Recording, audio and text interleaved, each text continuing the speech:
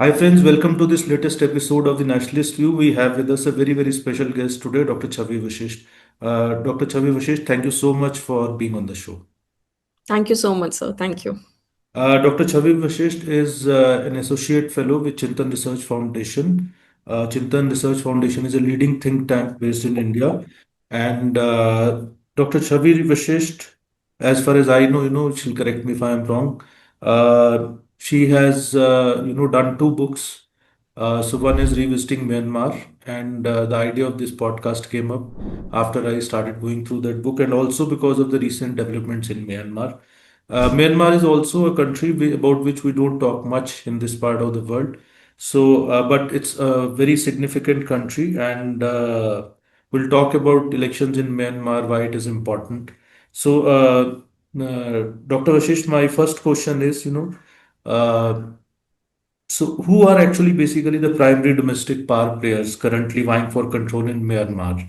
And why does this specific country's stability hold such significance for security and stability in both South and Southeast Asia? Many commentators also say, it actually basically holds a disproportionate importance as far as security and stability of Southeast Asia and South Asia is concerned.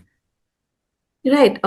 First of all, thank you so much once again. And very rightly said that we don't talk about Myanmar much. In many of the closed door meetings, track 2 and track 1.5 dialogues, this is one of the major concerns that one, we don't have much Myanmar experts in the country. And second, we don't really consider it as important as the other neighboring powers that we have. Let me start with the second part of the question, why this country holds such a disproportionate importance. And why is, you can place this under three heads. One is the land significance that Myanmar has. It is actually a bridge between South Asia and Southeast Asia, so very critically important for India. But otherwise, in the geopolitical landscape also, it is the only land boundary or land country which bridges these two major continents, to say so. Second is the maritime significance. When we talk of the Indian Ocean region, I don't have to elaborate on the importance of Indian Ocean region, given its volume of trade, given its volume of oil, natural gas, everything which is there in the Indian Ocean region. Especially for China also, this becomes a very important factor because it can bypass the Malacca Strait. So maritime significance, top notch. I mean, you can see that the country is strategically important there. And finally, in the present, geopolitics, we do often give so much weightage to rare earth minerals and who controls the supply of these rare earth minerals. China does control the supply, but where is it getting from? That's the main asset for it is Myanmar. And that's the reason that the current geopolitics also is surrounding around this country. We see a changing strategy in US. We see a increasing interest from side of India. And then China, of course, having the major control of rare earth minerals in Myanmar. So that's the reason that we have such a disproportionate, weight on this, not exactly small, but this country, which is so strategically located in the Indian Ocean region.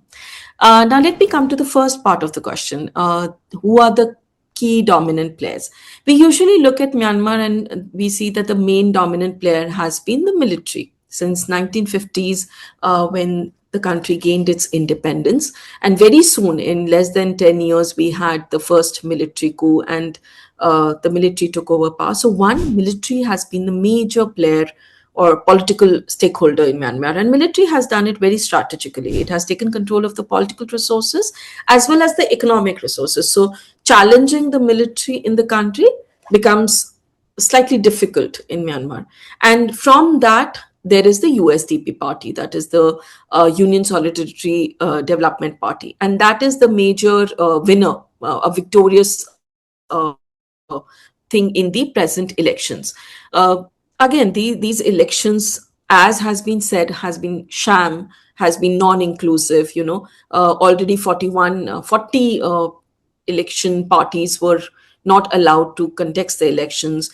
Very very keenly they incorporated the mixed proportional representation system, in which they ensured that the USDP party would win the elections, and on the face of it they would also maintain an illusion of a multi-party system, but they knew that none of the parties could singularly challenge or oppose the military. So we had apart from the USDP party, we had five other parties who took part in the elections, who won at a few places, 1 seat, 2 seat, 3 seat, but have not really, challenged the opposition in any way. We did see a few instances where the local ethnic parties could challenge the USDP party. Very important example here being by the PNO, where they could challenge the Lieutenant General Ong Ong, who is a USDP figure. But in addition to this, what is interesting to note that the elections were very strategically managed, very strategically curated. They did not allow 40 parties to take part in the election process. The entire election process was engineered through a repressive legal framework. We had the political parties registration law, and then post that we had another law which kind of, accused or punished all the ones who were raising voice against these elections. And this, we could see that even the voter turnout in 2020, if you see the voter turnout, it was around 70%, and this time it was only around 55%. And despite claims of inclusivity, and this is something I've written about in my latest article also, 65 townships, there was no voting in those 65 townships, almost excluding 20% of the country. And this is very interesting to know, because this completely coincides with the conflict map that is there in the country. The central Sagain region, there was no voting there. In the Rakhine state, we see the Arakan army challenging the military. There is Karanis who are challenging the military. There's KIA who is challenging the military. So we see that all this election process, Myanmar is a very interesting case. You have the military helped the USDP party come to power. There are small ethnic forces who are supporting the military, so they become another stakeholders. There's a huge other ethnic armed organizations who are opposing them, which then became the part of greater NUG, which was formed post the Myanmar military coup. So all these things shows that there is not one single force or two force. There are multiple fragmented forces in Myanmar, multiple fragmented stakeholders in Myanmar who continue to challenge each other. So to my understanding, I would say that domestic players are huge, stakeholders are in numerous numbers. It's very difficult to identify, okay, this has a particular power in the country. So, you mentioned about, the Malacca issue also, and what we call the Malacca dilemma, basically, and the China's long game. So I'll try and touch upon that. China is often described, as you also mentioned, as Myanmar's, the most influential external partner, or probably arguably the most influential external partner. So, beyond general trade, how does this talk about this China-Myanmar economic corridor and the deep sea port, which serves Beijing's strategic need to bypass the Strait of Malacca?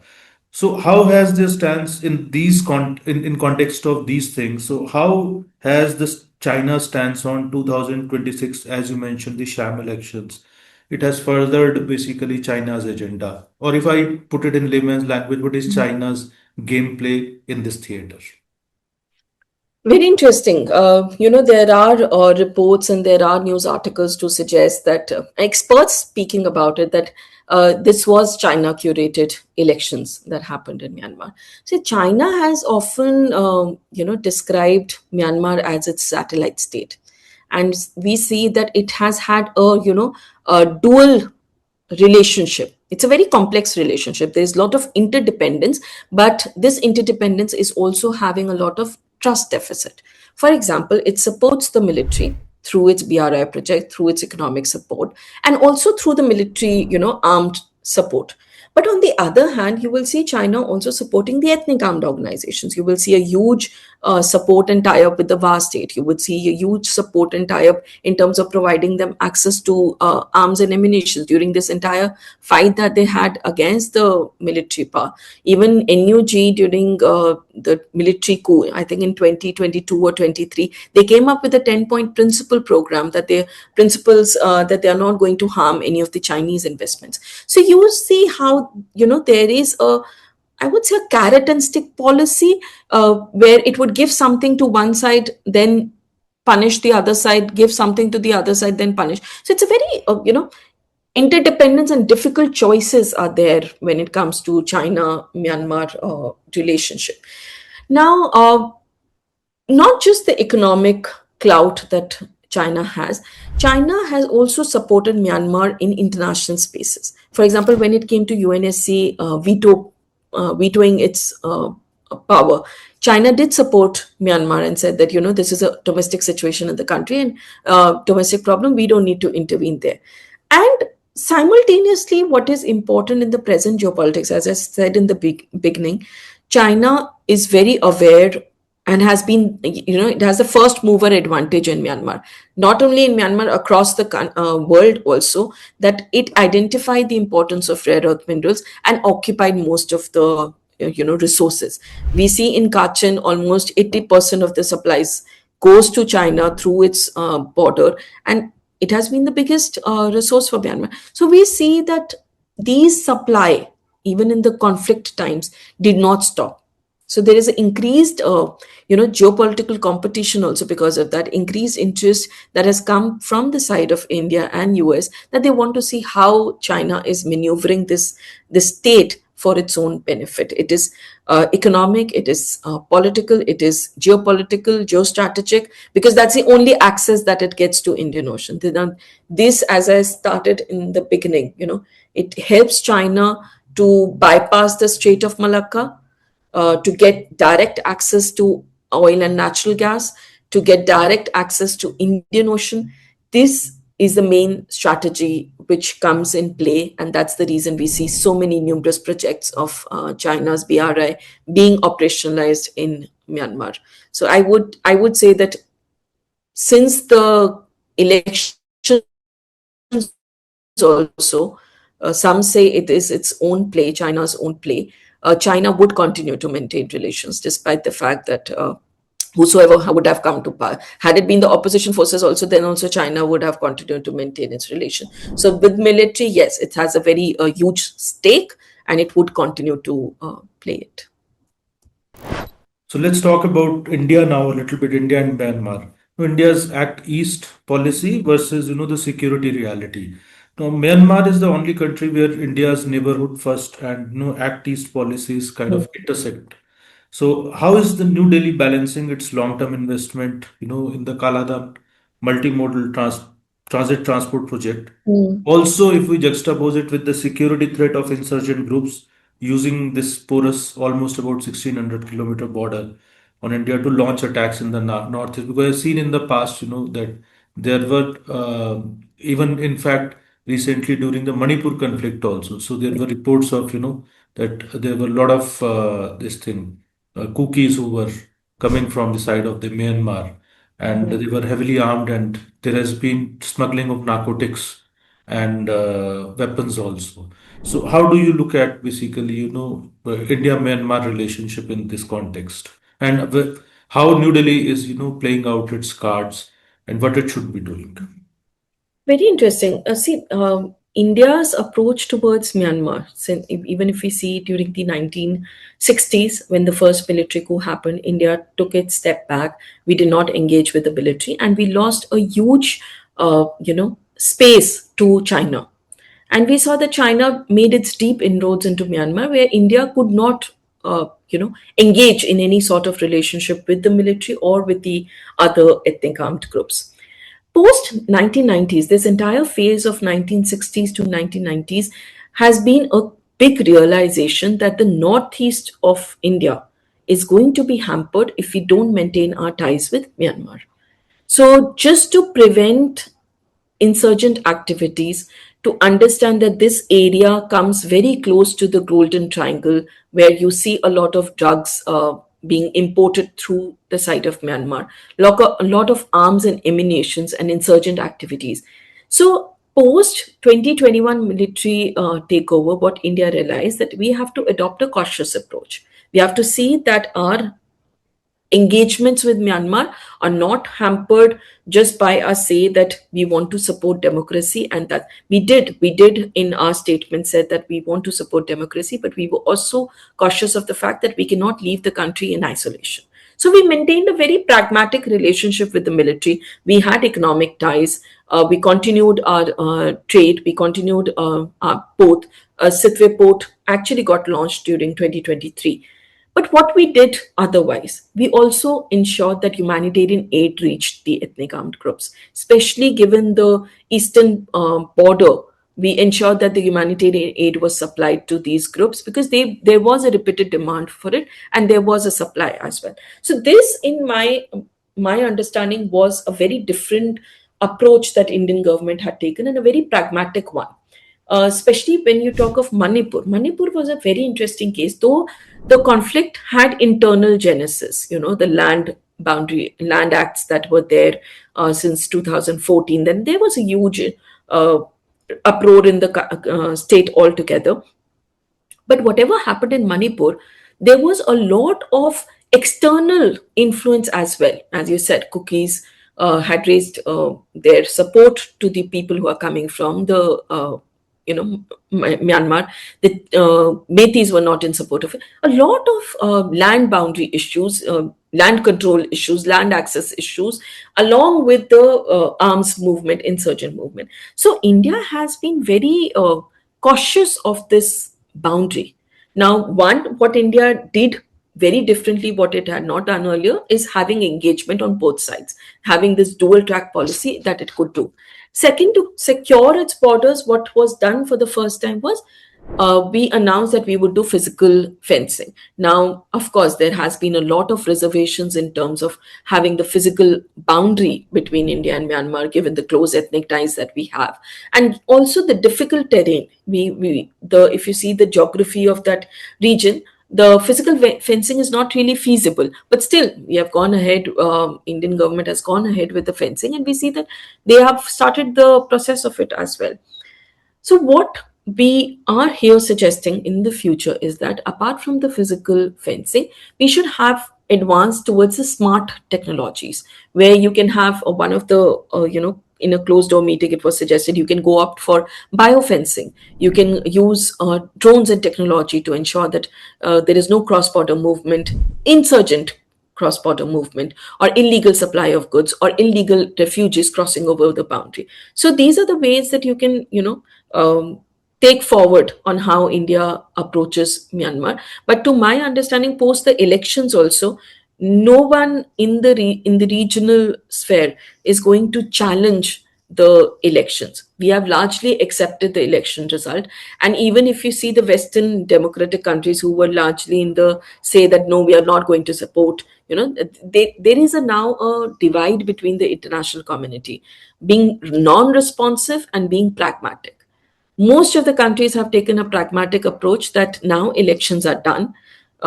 Constitutionally, they are valid. If you see all the constitutional provisions of Myanmar, they are valid. Constitutionally, they have also ensured that 25% of the seats stay with the Myanmar military. So nobody is going to raise a voice against that. But what is interesting is that international players are taking into consideration how Myanmar is in the present geopolitics. May it be US, may it be Russia, may it be China, may it be India, may it be ASEAN countries, they are taking cognizance of what is happening in Myanmar. And just to, highlight a point here, US is something that we really need to discuss and take into consideration, and simultaneously how Russia has evolved as a very important player in Myanmar since the 2021 military coup. So now, you have mentioned about Myanmar being on, the geopolitical map very significantly, Yes. and most of the big powers, so they now are focusing on Myanmar Hmm. significantly. On the other hand, we also see, the Myanmar army losing a lot of ground to regional armed groups. And there are heavy investments of India, like you said, Chetwe port. And then China has also developed. You'll have to correct my pronunciation because you are an expert. So it's Kyaukpyu. Uh, Hmm. It's a little Somebody says Chukfayo, somebody says Kyaukpyu. It is okay. like that. Yeah. Yeah, uh, there are billions of dollars in investment there, and these are crucial investment. And now all these there are regional powers like China, India, which are there now. US and Russia, there also. The Western countries also are getting involved. So, and on the other hand, you don't have a democratically elected government, and then there are regional conflicts, armed conflicts, which are going on, and there are border issues. So, what is the possibility that Myanmar can become a theater of what you call the great game, or a war through proxies, basically? Given this thing, we have seen what has happened in Bangladesh of late. We have Hmm. also seen what happened in Afghanistan. So in this part of the world, what is the possibility, basically, that uh, it ends up not only as a satellite state, but it also ends up as a theater for war between various powers through proxies. Very interesting. See, lately, in the past 2, 3 years, there have been so much geopolitical churning in many parts of the world that, considering Myanmar on the importance of what importance has Ukraine got or Syria got or Iran got, we don't really see that in geopolitical landscape. But it needs great attention. It needs great understanding that how the powers, great powers, as you say, theater of uh, proxy wars, all countries have changed their approach or at least strengthened their approach towards Myanmar. Uh, let's start with US. US in the second term, Trump has ensured that the sanctions which were there on a few individuals, they removed that. Their support to the pro-democratic forces, they took a step back there. They cut back their aid. They also, had a very restrictive policy. Now, why were they doing all this? One, they gave many reasons in terms of online scams, drug abuse being rampant, their citizens being affected, but also the reason of geopolitics. They understand that China is a major player in the region. They want to have access to the rare earth minerals, and they want to have their presence in the Indian Ocean region. So we see that. Now let's see Russia. Russia since 2021 has supplied fuel, has supplied arms and ammunition, has given a great support in UNSC Council to Myanmar. So Russia, another major power, has given support to Myanmar. China, well discussed already, given its access to Bay of Bengal, given its access to resources, given its Chukfayu deep sea port project, it wants to have control over Myanmar. And India, being our security, neighboring country, 1643 land boundary, maritime boundary, any interference by an external factor in Myanmar is going to have a security and strategic impact on India. So we see that this geopolitical importance which is given to Myanmar, this is going to be a theater of proxy war. It is like Bangladesh, like Afghanistan. There is going to be a great power competition. We just have to see which power is going to have a more greater say in the politics of the country, in the everyday business of the country. And to my understanding, I can see that China is, at the top. China continues to control its economic and political landscape. And the other players are slowly and steadily trying to come to that point. Even, not much is now being said about ASEAN. ASEAN did come up with its 5 point consensus plan and did not send election observers for the, observing the elections, did not recognize it as of now. But it did not actually do anything major to ensure that the military comes back to the situation or military is accountable. We did have this 5 point consensus, but was there any major political shift apart from excluding Myanmar from the major summits? In the other summits, in the other defense, I'll just start over with the previous one. So we see that in the ASEAN meetings, only in the summit level meetings, which are held twice a year, Myanmar was excluded. But in other things, whether it is defense, whether it is tourism, whether it's any other meeting, they were part of it. So you have, in a way, symbolically said, no, you don't come to the summit level meetings, but then you were ensuring that dialogue is there. The even the troika system that was implemented, that did not reap the benefits that was expected out of it. So what do we see now, whether Myanmar is going for a long term stability or whether it is now a fragmented unit? To my understanding, military orchestrated these elections in the best possible way, right? It ensured constitutionally they were right. It ensured that USDP party, which is a military controlled party, wins the elections. It on the face of it, everything is a tick mark. But then we see how even now the country is moving towards establishing the first parliament after military takeover. There is a managed chaos.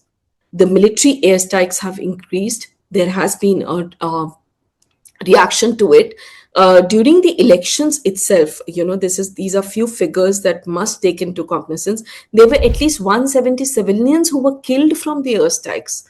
There were about 400 arrests that were made under the new law. More than 3.3 million people are internally displaced.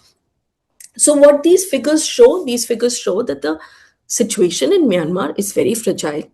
There is no one stakeholder that you can engage with. There is a military who rules the country through its USDP party now. It is going to rule the country. So what the other players, the international players, need to do? The international players need not, have to play a one party against the other rule. What I personally feel is that each stakeholder in Myanmar, as many multiple stakeholders are there, they need to engage in a national dialogue.